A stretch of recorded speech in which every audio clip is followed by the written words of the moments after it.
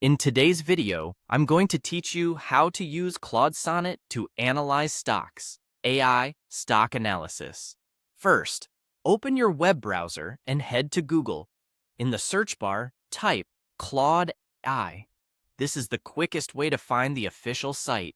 Look for the result that clearly identifies Claude by Anthropic, then click through to open the Claude interface. You should land on a clean page with a chat box where you can start a new conversation. That's where we'll do all our work. Now we'll craft a clear prompt so Claude Sonnet can analyze a stock in a structured, beginner-friendly way. In the message box, paste the following prompt exactly as written. Analyze Apple stock, APL, like a stock market analyst. Include company overview, fundamentals, revenue, profit, PE, EPS, debt, recent news impact, simple technical trend, risks, opportunities, and a final verdict, bullish, neutral, / bearish. Finish with a small markdown table of key metrics. Keep everything simple and beginner-friendly.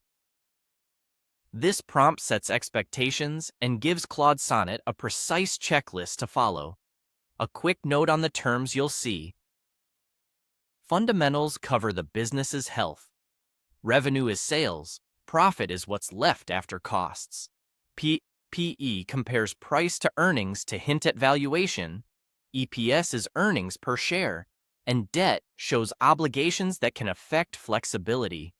Including recent news helps tie the numbers to current events, while a simple technical trend lets you understand the stock's short-term direction without getting too deep into charts. Asking for risks and opportunities keeps the analysis balanced, and the final verdict gives you a quick takeaway. The small markdown table at the end makes key metrics easy to scan. Once your prompt is in place, click Submit. Claude Sonnet will process your request and produce a neatly organized breakdown. Read through the sections in order, starting with the company overview to understand what the business does, then move into the fundamentals to see how it's performing. Use the recent news and technical trend to add short-term context, and pay special attention to the risks and opportunities to avoid one-sided conclusions. The final verdict helps you summarize the outlook at a glance, and the table is great for saving or comparing later. Remember, this is educational content, not financial advice. Markets change quickly, so consider cross-checking numbers with up-to-date sources before making decisions.